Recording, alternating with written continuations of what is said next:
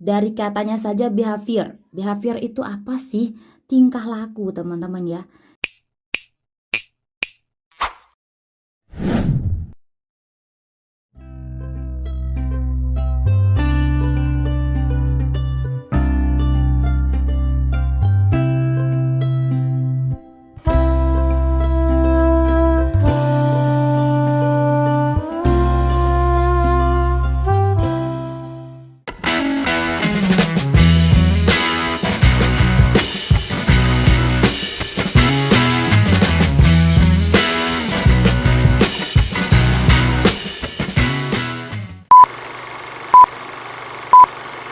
Assalamualaikum warahmatullahi wabarakatuh. Terima kasih karena kalian sudah klik video ini. Selamat datang di channel aku. Salam kenal, aku Lili Hernawati. Teman-teman, kali ini kita akan kembali membahas mengenai salah satu materi yang penting untuk PPG dan juga P3K Guru, teman-teman, yaitu teori belajar. Apa saja itu, teman-teman? Sebelum kita mulai, buat kalian yang belum subscribe channel ini, yuk dukung Mimin dulu dengan klik tombol subscribe kalian. Dan jangan lupa untuk nyalakan juga tombol notifikasinya supaya teman-teman tidak ketinggalan info-info terbaru dari aku. Terima kasih.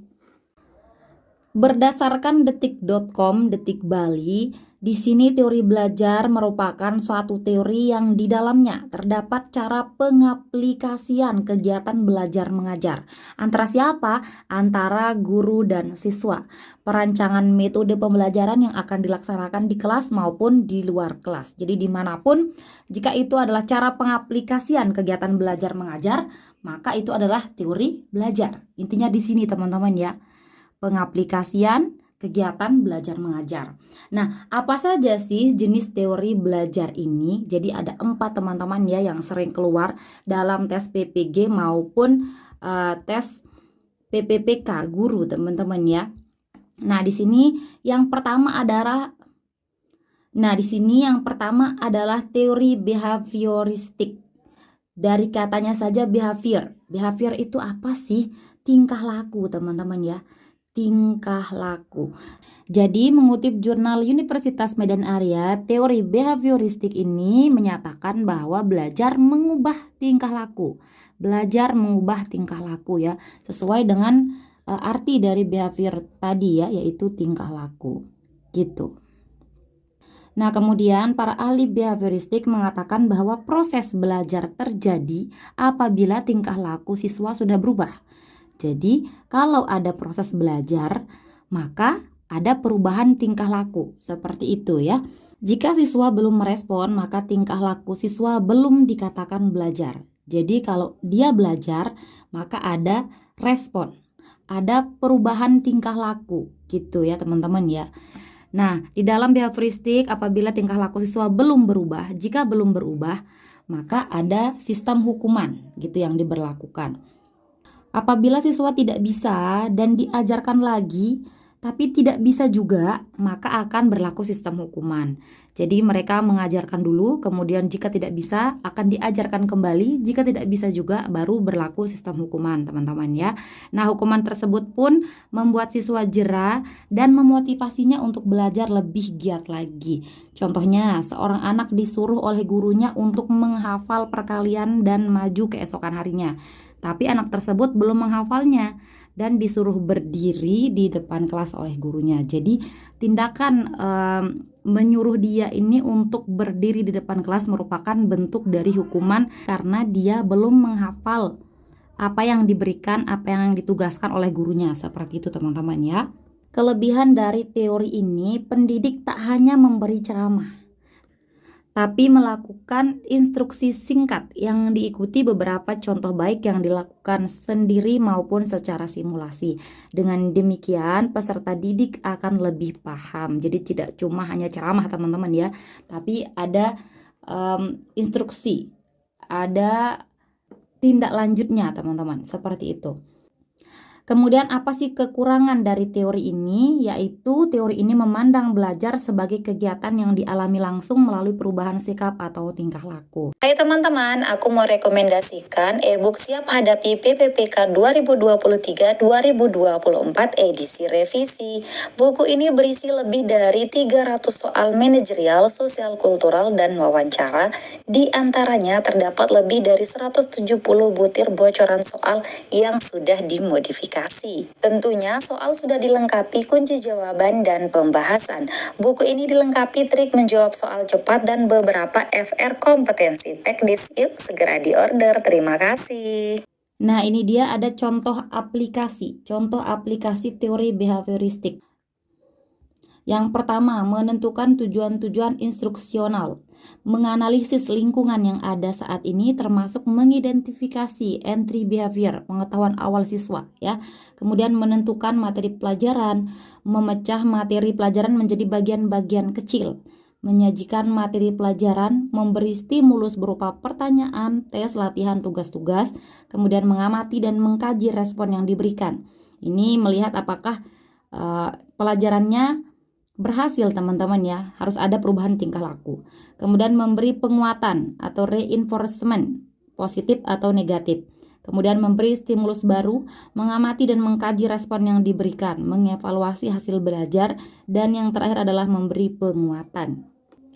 Teori belajar yang kedua adalah teori kognitivisme, pemahaman, pengetahuan.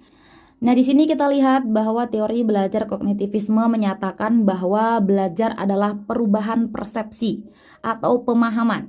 Jadi kalau dia belajar maka ada perubahan persepsi atau pemahaman sesuai dengan arti dari kognitivisme itu ya. Teori belajar ini lebih mementingkan proses belajar ketimbang hasilnya, lebih kepada penekanan proses belajar daripada hasil yang tercapai dari proses tersebut. Model belajar kognitif ini menyatakan bahwa tingkah laku seseorang ditentukan oleh persepsi serta pemahamannya tentang situasi yang berhubungan dengan tujuan belajarnya. Secara tidak sadar, siswa harus lebih aktif dan kreatif karena mereka tidak hanya pasif duduk diam memperhatikan guru. Mereka akan menerima pengetahuan sembari memikirkan sebuah gagasan untuk mengimplementasikan pengetahuan tersebut. Sementara kekurangannya adalah teori ini pada dasarnya lebih menekankan kemampuan ingatan peserta didik. Jadi kalau dia belajar maka dia paham. Kalau dia paham berarti dia bisa memberikan gagasan, teman-teman. Jadi sesuai dengan apakah ingatannya ini baik gitu, teman-teman ya. Tidak ke tingkah laku tapi ke pemahamannya. Beda ya dengan yang tadi. Kelemahan yang terjadi adalah selalu menganggap semua peserta didik memiliki kemampuan daya ingat yang sama gitu teman-teman ya. Beda dengan kalau kognitif ini lebih ke hasil daya ingat ya, pemahamannya, daya ingatnya. Kemudian kalau yang behavior tadi sesuai dengan tingkah lakunya apakah berubah atau tidak gitu teman-teman. Contoh aplikasi teori kognitivisme ini ada 6 teman-teman di sini ya disajikan. Yang pertama adalah menentukan tujuan-tujuan instruksional, memilih materi pelajaran, menentukan materi yang mungkin dipelajari secara aktif. Jadi harus materinya itu memungkinkan dia untuk aktif teman-teman ya, siswanya harus aktif gitu. Jadi tidak berlaku untuk semua materi yang tersedia teman-teman. Kemudian menentukan dan merancang kegiatan belajar yang cocok untuk topik yang dipelajari, mempersiapkan pertanyaan yang bisa memacu kreativitas siswa untuk berdiskusi dan bertanya, mengevaluasi proses dan hasil belajar. Teori belajar yang ketiga adalah teori humanistik. Human itu apa teman-teman? Manusia ya.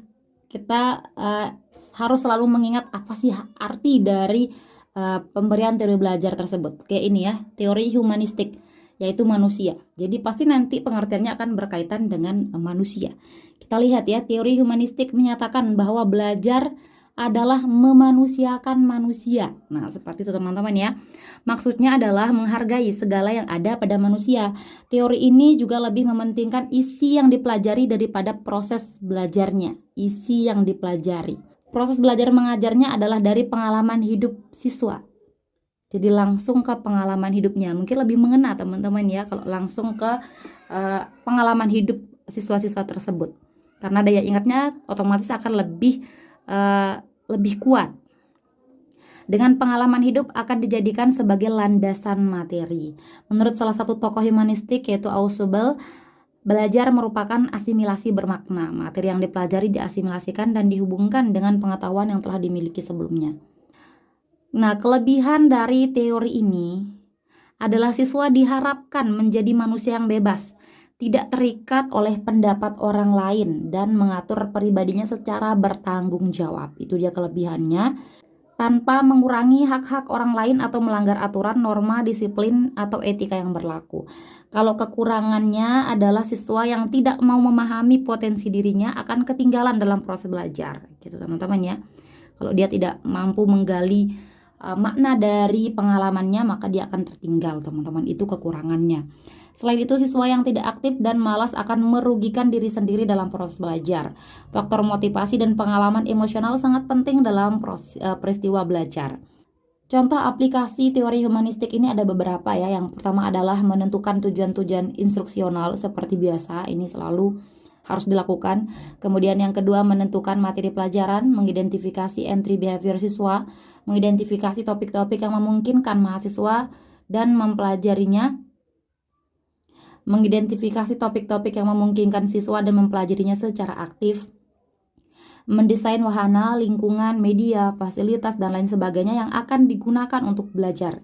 Membimbing siswa belajar secara aktif, membimbing siswa memahami hakikat makna dari pengalaman belajar mereka, membimbing siswa sampai mereka mampu mengaplikasikan konsep-konsep baru ke situasi yang baru, dan yang terakhir adalah mengevaluasi proses dan hasil belajar.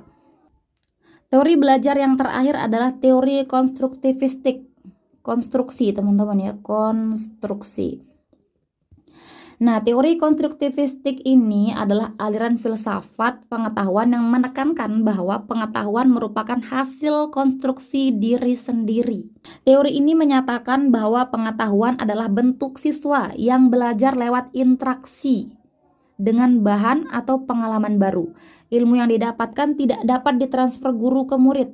Isi materi pelajaran ditentukan oleh murid sendiri. Materi pelajaran ditentukan oleh murid sendiri. Teori belajar ini dihasilkan dari lingkungan sekitar dengan menggunakan panca indera seperti melihat, mendengar, menjamah, mencium, dan merasakan. Ataupun dengan pengetahuan sebelumnya seperti pengetahuan fisik, pengetahuan kognitif, ataupun pengetahuan mental. Strategi pembelajaran konstruktivisme adalah belajar aktif, belajar mandiri, belajar kooperatif, dan lain sebagainya. Kelebihan dari teori ini adalah peserta didik lebih aktif dan kreatif. Ini dia ya kelebihannya. Peserta didik dituntut bisa memahami pembelajarannya baik yang didapat di sekolah maupun di luar, sehingga pengetahuan yang didapatkan dapat dikaitkan dengan baik dan sesama. Sedangkan untuk kekurangannya, dalam pendekatan ini guru tidak menerapkan pengetahuan yang dimilikinya, tapi membantu siswa membentuk pengetahuannya sendiri. Jadi lebih menekankan kepada siswa teman-teman ya untuk teori yang terakhir ini. Jadi itu dia teman-teman ya, 4 jenis teori belajar yang sering keluar dalam soal PPG maupun PPPK guru teman-teman. Semoga bermanfaat dan teman-teman selalu ingat kata kuncinya ya. Kalau kata kuncinya adalah behavior, maka itu terkait dengan tingkah laku. Kalau teori belajar kognitivisme berarti berkaitan dengan pemahaman, sedangkan kalau humanistik berkaitan dengan memanusiakan manusia, dan yang terakhir itu adalah teori konstruktivistik. Jadi berkaitan dengan konstruksi diri sendiri teman-teman. Oke, seperti teman-teman, semoga bermanfaat. Next kita akan bahas apa lagi, apakah teori selanjutnya mengenai belajar ataukah yang lain. Oke, komen di kolom komentar. Terima kasih, semoga bermanfaat. Oke teman-teman, sekian dulu video kita kali ini. Terima kasih untuk partisipasi kalian dan terima kasih juga karena teman-teman sudah menonton video ini sampai akhir. Jika menurut teman-teman video ini bermanfaat, jangan lupa dukung Mimin dengan klik like, komen, subscribe, dan nyalain juga tombol loncengnya. Dan jangan lupa untuk share video ini ke teman-teman kalian yang lain supaya manfaatnya tidak berhenti di kalian. Oke teman-teman, terima kasih. See you next time and bye-bye. Assalamualaikum warahmatullahi wabarakatuh.